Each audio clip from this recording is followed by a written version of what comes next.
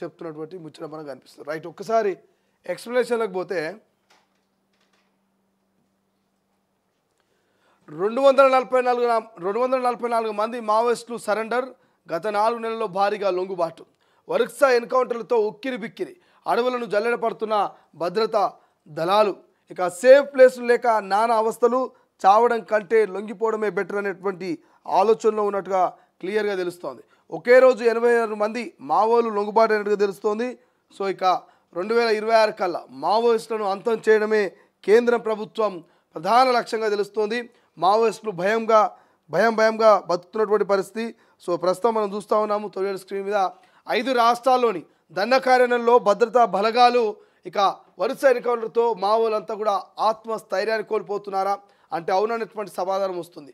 ఓవైపు భద్రతా బలగాలు అడవులను జల్లెడ పడుతుండడం, మరోవైపు ఆకురాలు కాలం కావడంతో సేఫ్ జోన్ లేక మావోలు లొంగిబాటు వైపు మొగ్గు చూపుతున్నారు. తాజాగా ఛత్తీస్గఢ్ రాష్ట్రానికి చెందిన 86 మంది మావోలు తెలంగాణ పోలీసుల ఎదుట లొంగిపోయారు. లొంగిపోయిన వారిలో కేంద్ర కమిటీ నేతల ప్రొటెక్షన్ కమాండర్లు ఉన్నారంటూ పోలీసులు వర్గాలు వెల్లడించాయి. శనివారం నాడు తెలంగాణలోని భద్రాద్రి కొత్తగూడెం ఆ జిల్లాలోని మొత్తం 86 మంది మావోయిస్టులు పోలీసుల బెటాలియన్ కార్యాలయానికి ఐజీ ఎదుట సరెండర్ అయ్యారు. వారంతా ఛత్తీస్గఢ్ రాష్ట్రంలోని సుగ్మా బీజాపూర్ దళ సభ్యులంటూ పోలీసులు వెల్లడించారు.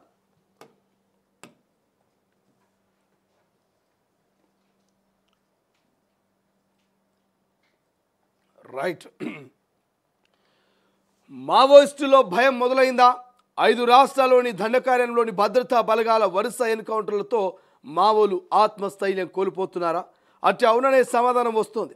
ఓవైపు భద్రతా బలగాలు అడవులను జల్లెడ పడుతుండడం, మరోవైపు ఆకురాలు కారణం కావడంతో సేఫ్ జోన్లు లేక మావోలు లొంగుబాటు వైపు మొగ్గు చూపుతున్నారు.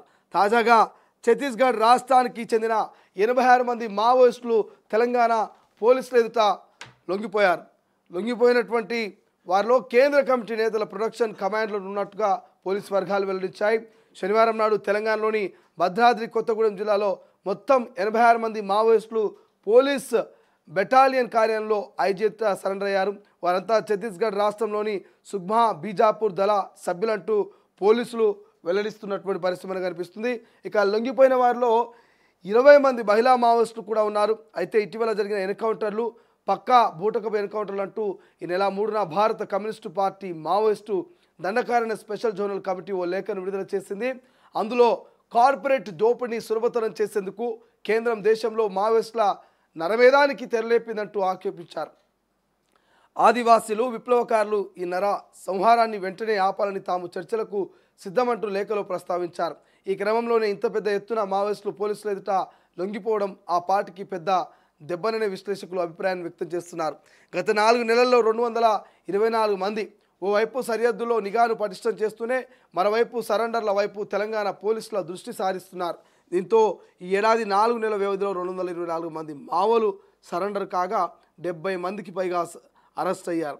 భద్రాద్రి కొత్తగూడెం పోలీసుల యూనిట్ యాంటీ నక్సల్ ఆపరేషన్ నిర్వహణ మావోల సరెండర్లో కీలక పాత్ర పోషిస్తున్నది. తెలంగాణలో త్వరితగతిన ప్రభుత్వం సరెండర్ పాలసీ అమలు చేస్తుండడంతో లొంగిపోయిన మావోలకు పునరావాసం, ఉపాధి కల్పనపై దృష్టి సాధించడం సత్ఫలితాలు ఇస్తున్నట్టు Telangana multi zonal IG Chandrashekar Reddy వెల్లడించారు.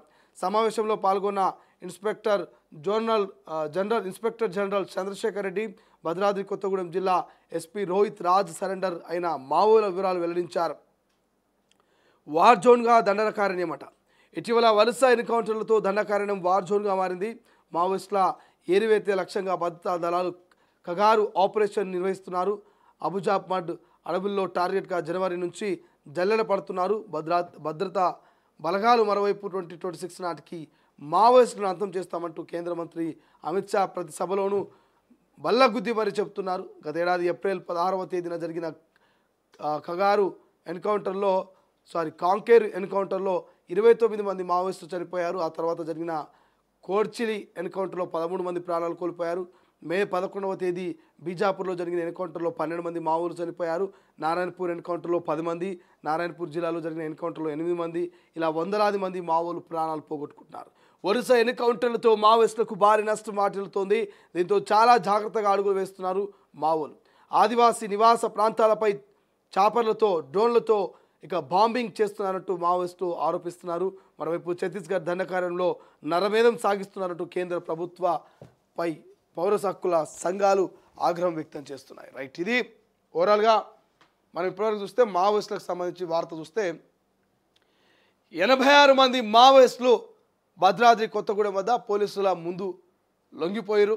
జనజీవన స్రవంతిలో కలిసేందుకు మేము సిద్ధంగా ఉన్నామంటూ భారీ స్థాయిలో మావోయిస్టులు, నాకు తెలిసి చాలా కాలం తర్వాత ఇంతమంది మావోయిస్టులు లొంగిపోయి ఉండొచ్చు అనేది నాకు క్లియర్గా తెలుస్తోంది.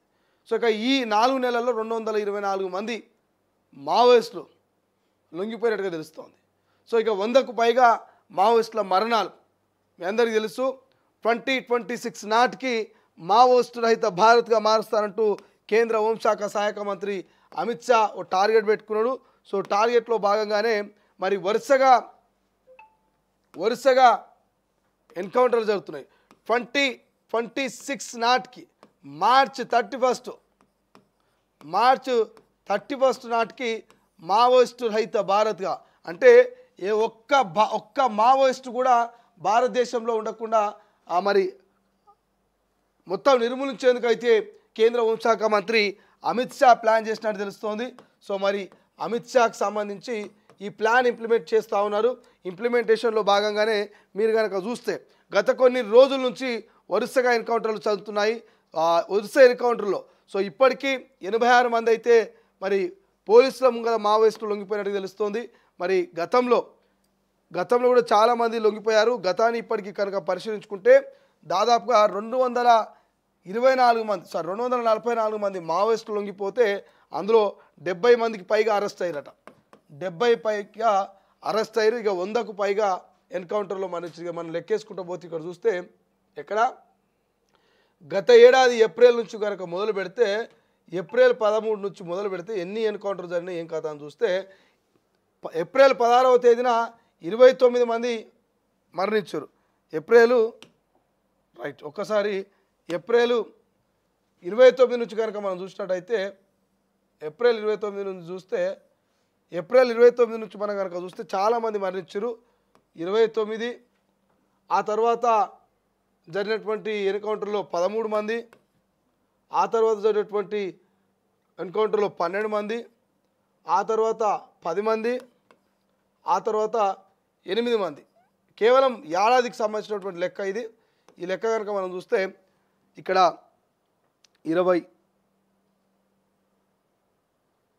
42 మంది లెక్క వస్తుంది. అంటే 42 మంది లెక్క వస్తుంది. అంటే ఈ ఏడాదిలో మొత్తం 42 మంది మరణించినట్టు. అంటే గత సంవత్సరంలో కనుక మనం చూసుకున్నట్టయితే ఈ ఏప్రిల్ వరకు చూసుకున్నట్టయితే సో అఫీషియల్గా 42 మంది లెక్క వస్తుంది. కానీ ఇంకా అంతకంటే ఎక్కువ వేరు ప్రదేశాల్లో ఉన్నాయి.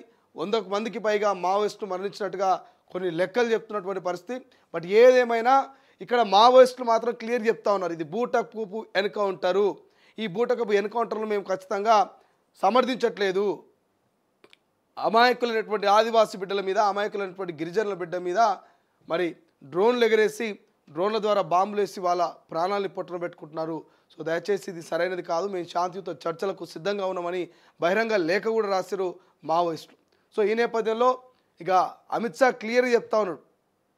అమిత్ షా ఖచ్చితంగా మీరు అందరూ లొంగిపోవాలి, ఏవైతే ఈ గనులని కూడా సరెండర్ చేయాలి, లేకపోతే మావోయిస్టు అయితే భారితంగా పెట్టుకున్నటువంటి ఆపరేషన్ ఖగారు పేరిట మేము ఖచ్చితంగా అడవిలోకి రావడం పక్కా, మా బలగాలు ఎన్కౌంటర్లో కాల్చడం పక్కా. ప్రాణాలు కోల్పోదని, ప్రాణాలు తీయొద్దని మాకు ఉంటుంది, కానీ మీరు సహకరించాలి, ఖచ్చితంగా జనజీవన స్రవంతిలో కలవాలి, అప్పుడు మాత్రమే శాంతియుతంగా ఈ ఆపరేషన్ ఖగారు ముగుస్తుందన్నట్టుగా కేంద్ర హోంశాఖ మంత్రి అమిత్ షా చెప్తున్నటువంటి పరిస్థితి. సో చూడాలి, ఇప్పటికైతే 86 మంది మావోయిస్టులు మరి లొంగిపోయినటువంటి పరిస్థితి, జనజీవన స్రవంతిలో కలిసి సిద్ధంగా ఉన్నారు. 244 మంది మావోయిస్టులు ఇప్పటివరకు సరెండర్ అయ్యారు. మరి వచ్చే 2026 నాటికి, అంటే మార్చి నాటికి మరి ఎంతమంది లొంగిపోతారు, ఏం జరుగుతుంది అనేది చూడాల్సినటువంటి అవసరం ఉంది. బట్ ఏదేమైనా ఇప్పటికే మావోయిస్టులు భయపడుతున్నారు, వాస్తవం అది. మావోయిస్టుల గుండెల్లో వాళ్ళకు కూడా భయం పుట్టుకుంది. ఎందుకంటే ఓవైపు మండుటెండలో అడవిలో తిరగాలంటే కష్టంగా ఉంది, మంచినీళ్ళు తాగడానికి లేవు, ఎండకు ఈజీగా అలసిపోతూ ఉన్నారు, ఎనర్జీ లెవెల్స్ లేవు, తినడానికి తిండి లేదు, స్థావరాలపైన దాడులు జరుగుతూ ఉన్నాయి, ఆకురాల్చు కాలం కాబట్టి డ్రోన్ కెమెరాలు కనుక ఎగరేస్తే గాల్లో ఈజీగా మావోయిస్టులు ఎక్కడెక్కడికి పోతున్నారు, ఎక్కడెక్కడ స్థావరాలను ఏర్పాటు చేసుకున్నారు, ఎటు తిరుగుతున్నారు అనేది ఈజీగా ఐడెంటిఫై అవుతుంది. ఆ డ్రోన్ల ద్వారా మా మీద కాల్పులు జరుపుతూ ఉన్నారు కాబట్టి సో ఇక్కడ అనుకూల పరిస్థితులు లేవు, ఇక లొంగిపోవడమే తథ్యం అన్నట్టుగా మావోయిస్టులు అంతా కూడా లొంగిపోతున్నారు. కొంతమంది అరెస్ట్ అవుతున్నారు, ఇంకొంతమంది లేదు మేము ఖచ్చితంగా పోరాటం చేస్తామని మరి పోలీసు బలగాల్లో కాల్పుల్లో చనిపోతున్నటువంటి పరిస్థితి కనిపిస్తుంది. చూద్దాం ఇంకా భవిష్యత్తు ఏం జరుగుతుంది. ఇప్పటికే శాంతితో చర్చలకు మావోయిస్టులు సిద్ధమవుతున్నారు కాబట్టి మరి ఎటువంటి పరిణామాలకు భవిష్యత్తులో దారి తీయబోతుంది అనేది. సో